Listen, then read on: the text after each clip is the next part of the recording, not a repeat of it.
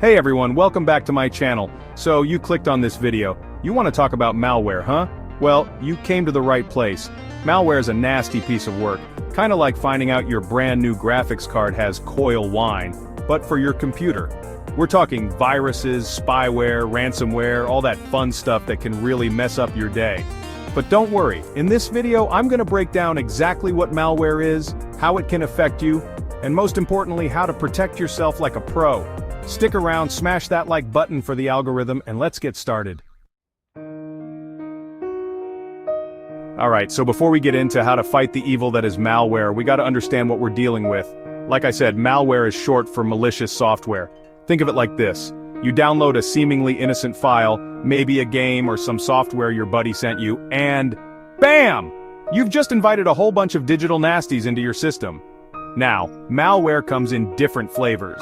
You've got your classic viruses, which are like those annoying bugs that replicate and spread to everything. Then there's spyware, sneaky little devils that hide in the shadows, stealing your passwords, credit card info, you name it. It's basically digital identity theft waiting to happen. And let's not forget adware. You know, those obnoxious pop-ups and ads that follow you around the internet like a lost puppy? Yeah, those are usually signs of adware infection. Annoying as heck, but luckily not always as dangerous as other forms of malware. And then, you've got the big baddie ransomware. This one's the stuff of nightmares, guys. Ransomware encrypts your files, locking you out of your own data. And then, you get a lovely little message demanding payment, usually in cryptocurrency, to get your files back. Talk about a bad day, but hey, don't freak out just yet. Knowing your enemy is half the battle, and now that you know what malware is and what it can do, you're already one step ahead of the game.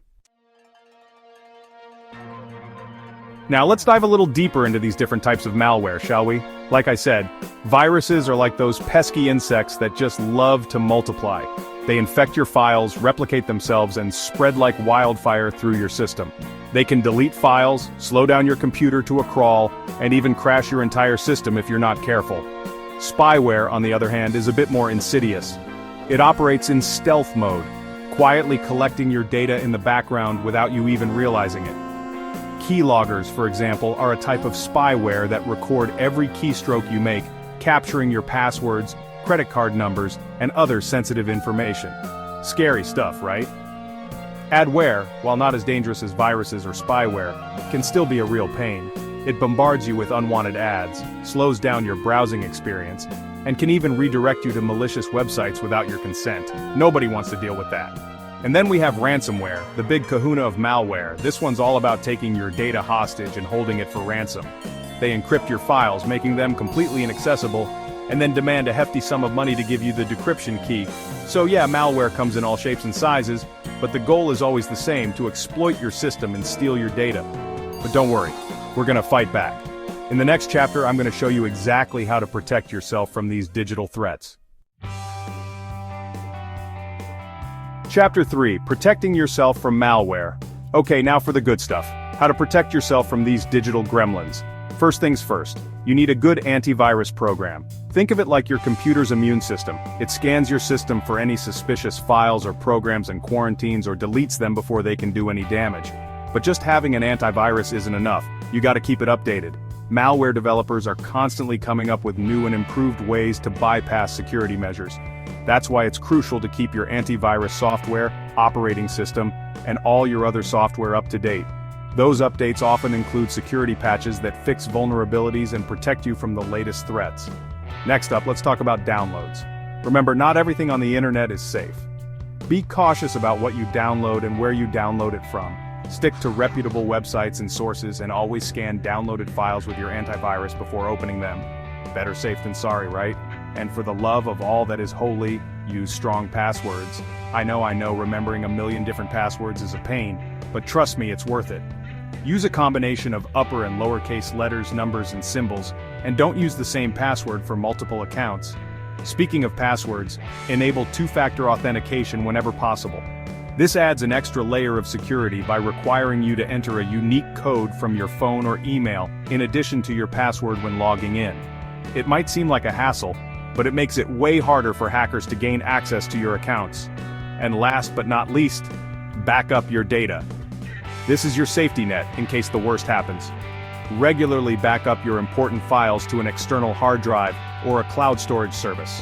That way, if your computer does get infected with ransomware or suffers a catastrophic failure, you won't lose all your precious data.